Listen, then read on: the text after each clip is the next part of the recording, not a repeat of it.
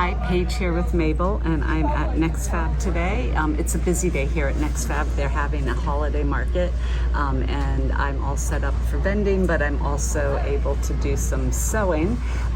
So I'm taking the opportunity to make some popovers.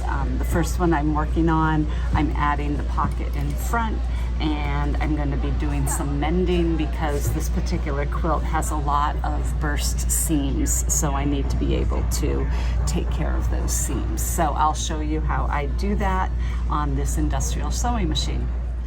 So when I make my popovers, I like a single sort of asymmetrical pocket. I like a big pocket. I tend to not use a pocketbook very often, so I like to be able to carry my phone and my wallet in my pocket. When I sew the pocket on, I double stitch around it using a 3.5 or a 4 stitch length. And I just like that for the extra reinforcement it gives the pocket.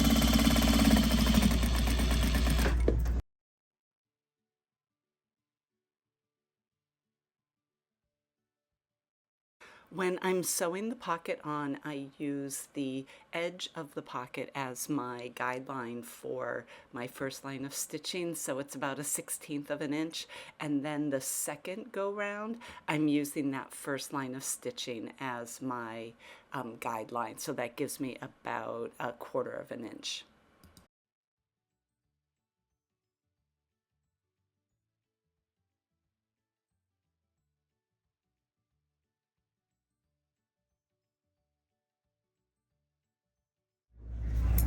So now that the pocket's on, I'm gonna mend the burst seams. You can sort of see right here, the seam is burst. So I'm just going to overlay that and stitch it down. It will be visible, but it's sort of the best way to do that. And it's just a really easy fix with the sewing machine. You could also hand applique if you did not want the thread or the stitching line to be visible. I'm okay with that though. And there.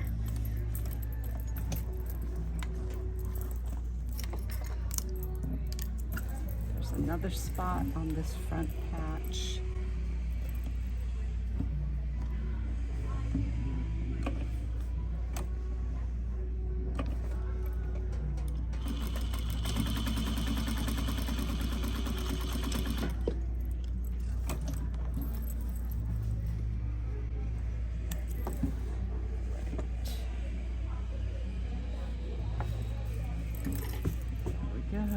And then I've got some other spots on back.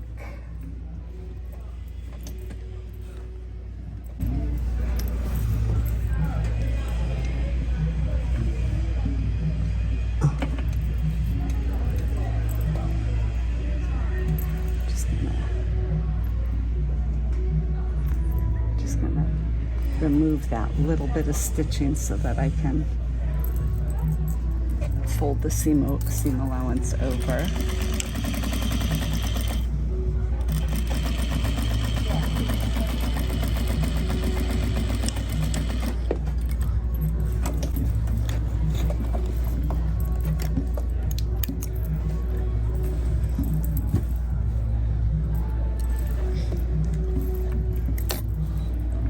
It's a little bit less. And just stuck myself with the pin.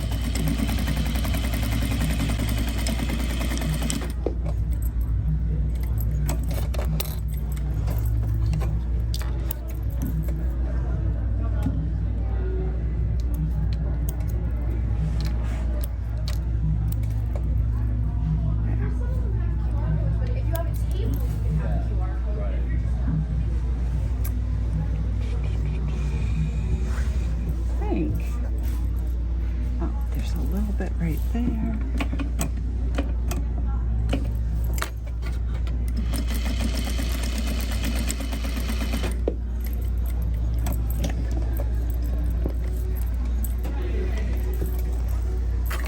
So right now I'm going to sew the back and the front of my popover together. I put the right sides together. I'm starting with the shoulder seams at 1/2 inch seam allowance.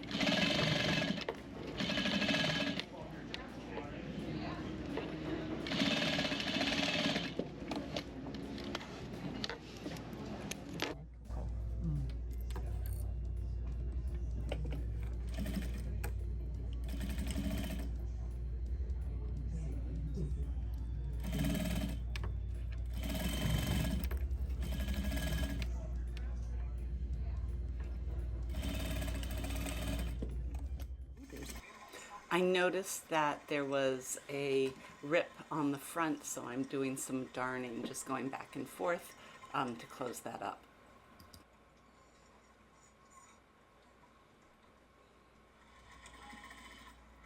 And yet another burst seam, so I'm taking care of that one as well.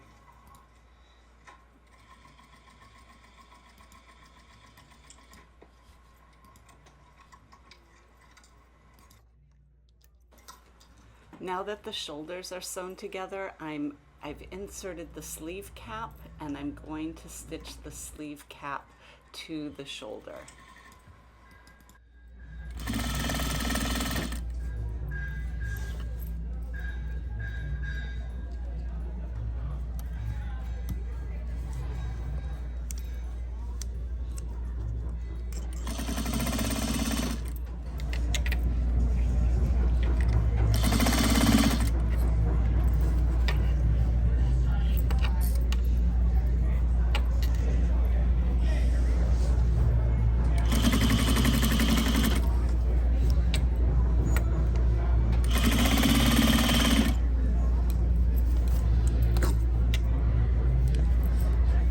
Sounds like so much fun out there.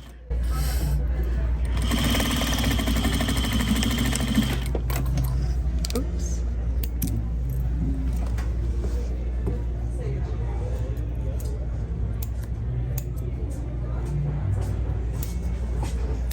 Now I am sewing from the sleeve cuff all the way to the bottom hem.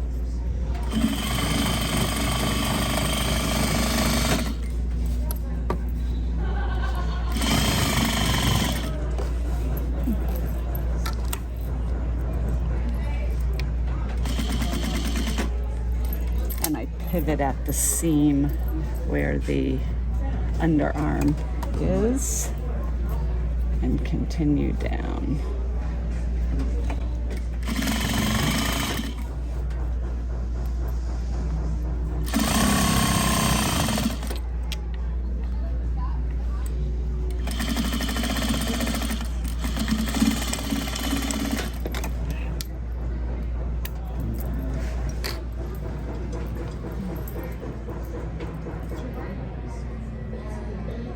So now I am sewing from the sleeve cuff all the way to the bottom hem.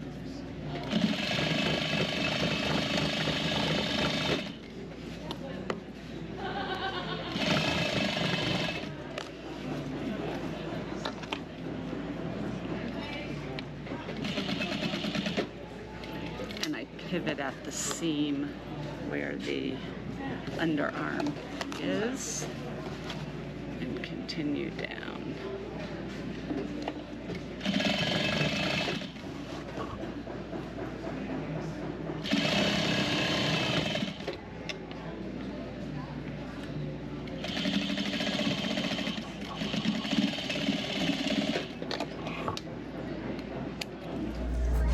So I like to tack back the seam allowance, which I've already serged, but I like to tack it back at the hems just so that it doesn't get in the way.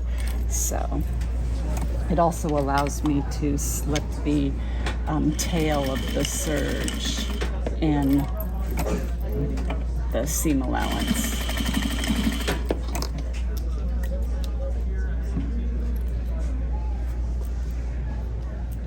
here it's half done.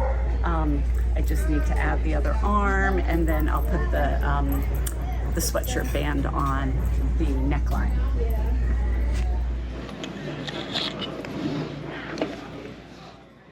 And yet another burst seam. They just keep popping up all over.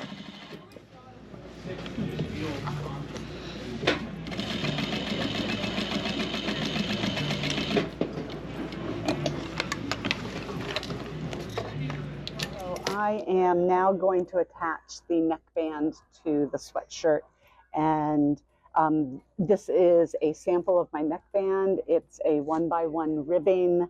I sew it together using a straight stitch, and then I fold it over and ease it in around the sweatshirt neck. So the ribbing should be a smaller circumference than the neckline so that it stretches and holds its shape once you sew it in. And again, I'm using the straight stitch machine to sew it in place, and I am stretching so that there aren't gaps as I sew. I'm sewing at a 1/4 inch seam allowance.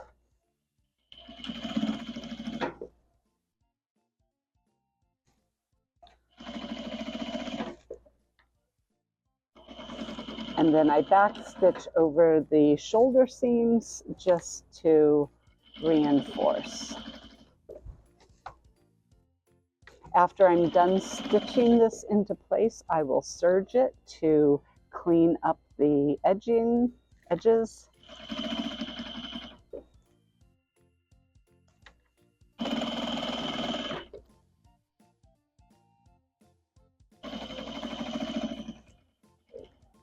So you can see that the edges are raw. So now I will go to the serger and I will clean that up. Let's see. All right, so now I am going to go around using the serger. I'm not really cutting anything off. I'm just serging the edge so that it's cleaned up and will not fray.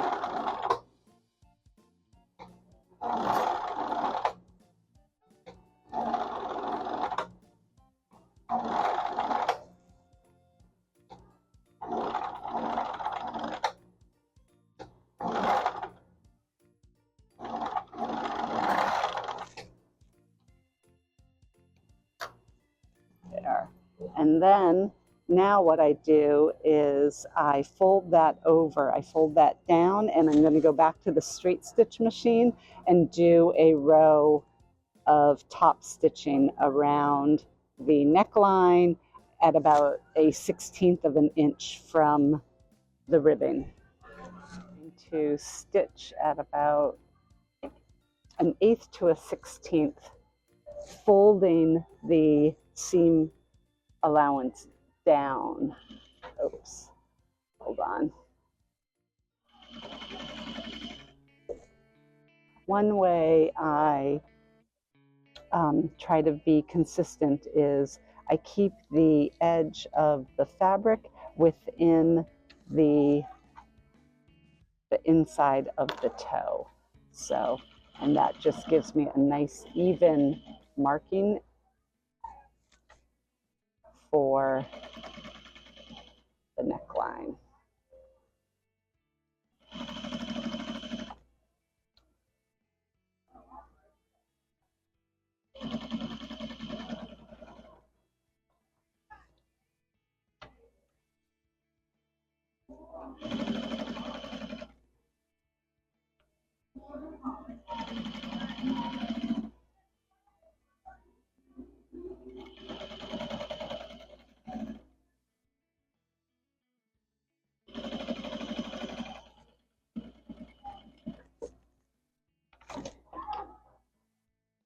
The finished shirt.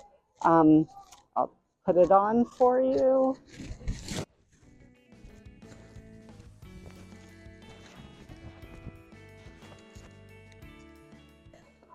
There we go. Still need to trim some of the loose threads, but all done. And I'm going to give the neckline a nice press, and I will sew in my label, but that is it.